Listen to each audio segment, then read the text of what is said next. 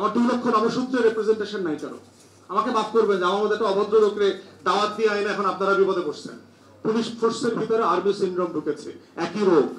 ওদের ডিওএইচএস আছে, অতএব আমাদেরও পিওএইচএস লাগবে। অফিসাররা তো ঘুষ নেয় না, ডাইরেক্টলি নেন না। ঘুষ লেনদেনটা হচ্ছে থানায়। এখন থানার পুলিশকে, ট্রাফিক পুলিশকে আমরা বকা দেই যে ও 10 টাকাও নেয় ট্রাফিক পুলিশ, ওকে রাষ্ট্র কয় টাকা বেতন দেয়? রহিম, প্রিয় আয়োজকবৃন্দ, উপস্থিতি, আসসালামু আলাইকুম। পৃথিবীতে আমরা যখন ফ্রি স্টেট রিয়ালিটিতে ছিলাম, যেটাকে আমরা রাজ্য বলি, কিংডম অথবা সাম্রাজ্য, সেই সময়টাতে আসলে ল এনফোর্সমেন্ট কিন্তু সিপাহীরা করতেন, সৈনিকরা করতেন। তাহলে এমন কি একটা জিনিস ঘটলো যে কারণে পুলিশ নামক একটা বাহিনী করতে হয়েছে fundamentally different from the soldiers? এটার জন্য হচ্ছে আমাদের রিপাবলিক মডেলের রাষ্ট্রের গোড়াটা বুঝতে হবে, এবং সংকটটা শুধু পুলিশে না কেন, এবং প্রত্যেকটা প্রতিষ্ঠান কেন একইভাবে এই সংকটের মধ্যে জড়িয়ে গেছে। ওয়েস্টফেলিয়ান ট্রিটি যদি দেখেন 1648-এ, সেখানে ইউরোপিয়ান কলোনিয়াল পাওয়ারগুলো এসে সিদ্ধান্ত নিল যে তারা আসলে সভরেন্টিকে কিভাবে সম্মান করবে, ট্যাক্স পেয়ারদেরকে কিভাবে একটা ক্রস সেকশন থ্রেটের ভিতরে রাখবে না। যেই জায়গা থেকেই মূলত রাষ্ট্রের সভরেন্টির কোশ্চেন আসছে। এবং কলোনিয়াল রুলের অ্যাগেনস্টে 1776-এ যখন আমেরিকা স্বাধীন হয়ে গেল, ফরাসি দেশে বিপ্লব হয়ে গেল 1789-এ, এরপর থেকে এই যে রিপাবলিক মডেলের রাষ্ট্র তৈরি করবার যে জায়গা, সেখান থেকে কিন্তু রাজ্য থেকে সোশ্যাল কন্ট্রাক্ট পরিবর্তন হয়ে রাষ্ট্রে এসছে। এবং রাষ্ট্রে আসা ইনোভেটেবল রিয়ালিটি ছিল যে সৈনিকদেরকে দিয়ে, যাদেরকে দিয়ে আমরা যুদ্ধ করাই, দেশ দখল করাই, তাদেরকে দিয়ে গভর্নেন্স, সিভিল গভর্নেন্স অ্যাডমিনিস্ট্রেট করা সম্ভব না। তাহলে সেই জায়গা থেকে যখন পুলিশিং এর ধারণা এসছে, আমরা আসলে সেই সময়টাতে কোথায় ছিলাম?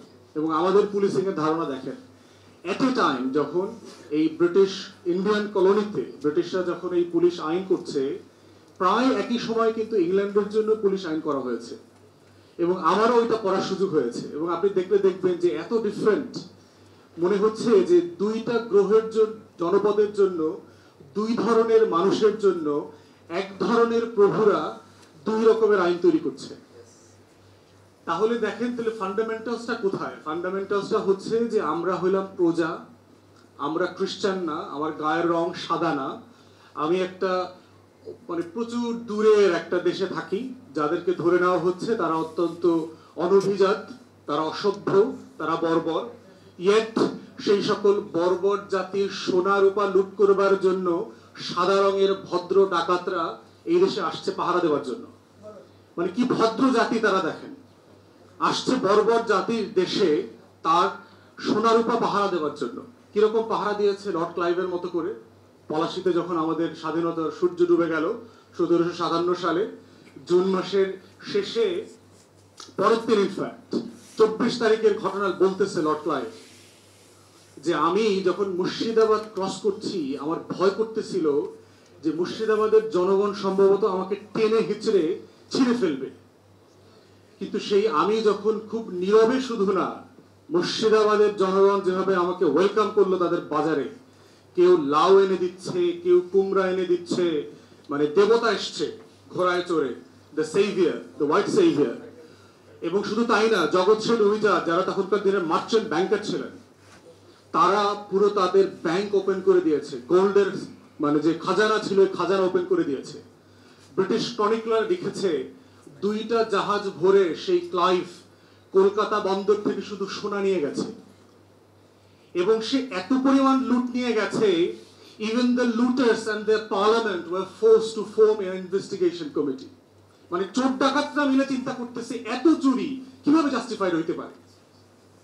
মানে যারা পার্লামেন্টে বসে সারা দুনিয়ার কলোনিয়াল গভর্নেন্স করতেছে, তারা পর্যন্ত একটা তদন্ত কমিটি করে দিয়েছে ক্লাইভের চুরিটাকে ইনভেস্টিগেট করবার জন্য। এবং সে ব্রিটিশ পার্লামেন্টে তাকে ইমপিচ করা হয়েছে, এবং পরবর্তীতে সে আত্মহত্যা করেছে ক্লাইভ। তুমি এই যে দেখেন যে গভর্নেন্সের গোড়ার জায়গাটা কোথায়, যে আমরা একটা কিংডম, একটা মহারাজ্য থেকে একটা পিপল সেন্ট্রিক রিপাবলিকে টার্ন করছি। অতএব সেই টার্ন করবার জায়গা থেকে যেটা হচ্ছে যে আপনি সেই রিপাবলিকান মডেলের যে গভর্নেন্সটা দেবেন, সেটার জন্য সৈনিকরা আসলে উপযোগী না। সেটার জন্য একটা ডিফারেন্ট সেট অফ পিপলকে লাগবে, এবং সেখান থেকে পুলিশের ধারণা আসছে। এবং যে দেখেন আমাদের পুলিশিং এর রিক্রুটমেন্ট, আমি পেপারে দেখলাম রিক্রুটমেন্ট প্রসেস নিয়ে খুব বেশি কথা বলা হয় নাই। দেখেন কিভাবে কলোনিয়াল রিক্রুটমেন্ট এখনো প্রচলিত আছে। আমাদের দেশে দেখবেন যে, মাফ করবেন আমার ল্যাঙ্গুয়েজের জন্য অফিসাররা, যে পুলিশের ভিতরে ব্রাহ্মণ রিক্রুট করার জন্য বিসিএস আছে, আর পুলিশের ভিতরে নমশূদ্র, অচ্ছুত, জবন, এই নিম্নমানের লোকদেরকে রিক্রুট করবার জন্য হইল কনস্টেবল আছে, সাব ইন্সপেক্টর আছে, ইন্সপেক্টর আছে, আলাদা রুট আছে। ইংল্যান্ডে যাদের আইন দিয়ে আমাদের পুলিশ চলে, সেখানে তো দুই রকম রিক্রুটমেন্ট নাই। ইংল্যান্ডে পুলিশের যে আইজি হয়, সে কনস্টেবল পদে অ্যাপয়েন্টেড হয়, হ্যাঁ, তার অফিসিয়াল পোস্টও তাই, যে সে হলো কনস্টেবলদের চিফ। তাহলে আমার কেন এই দুই জায়গায় দুইটা রিক্রুটমেন্ট ধরে রাখতে হয়েছে ব্রিটিশ কলোনিয়াল মডেলে?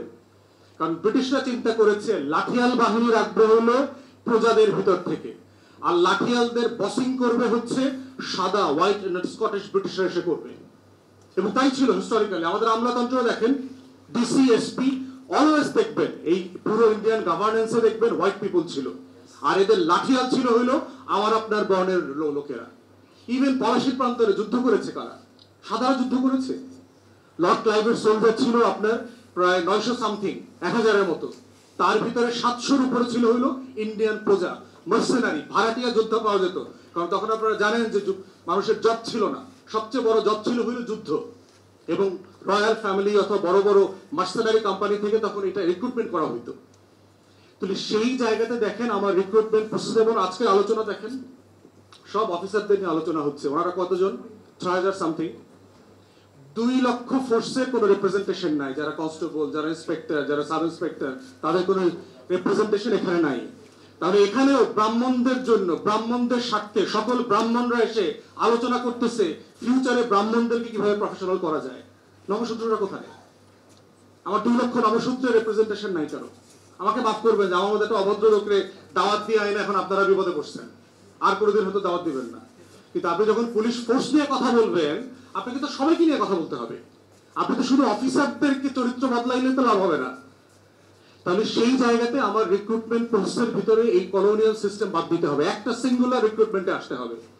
দ্বিতীয় একটা বিষয় আকবর ভাই বলে গেছেন, পুলিশ ফোর্সকে ডিসেন্ট্রালাইজ করে দিতে হবে। আমি এটা নিয়ে বহুবার কথা বলেছি। পুল রিক্রুটমেন্ট দরকার, যে আপনি অফিসার হিসাবে অথবা কনস্টেবল হিসাবে যাকে রিক্রুট করছেন, লোকাল অ্যাডমিনিস্ট্রেশন তাকে পুল থেকে সিলেক্ট করে নিয়ে যাবে।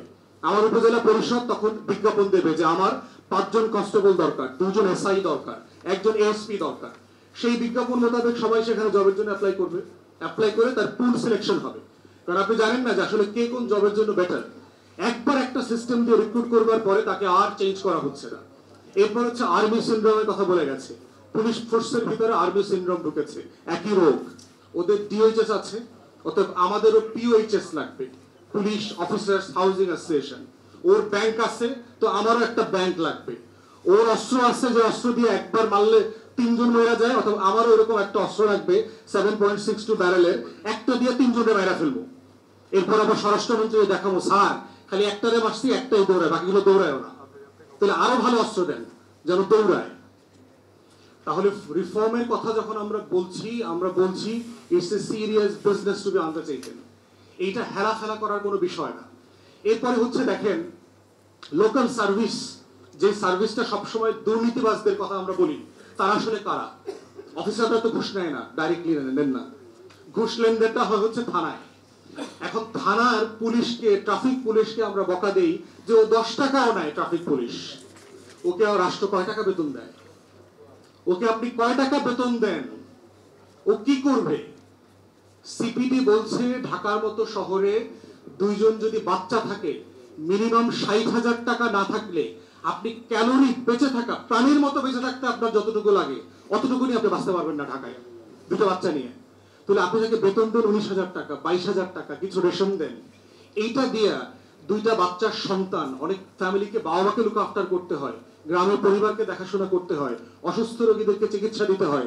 সে কিভাবে চলবে? ও কি ফেরেশতা? আল্লাহ তাআলা তো পুলিশ বাহিনীকে ফেরেশতা বানায় পাঠায় নাই। ফেরেশতারা আল্লাহর অভিযোগ করছিল না যে তুমি কি একটা জিনিস বানাইছো, তোমার জিকিরও করে না, ভায়োলেন্স করে, দুর্নীতি করে, তোমার অবাধ্য হয়।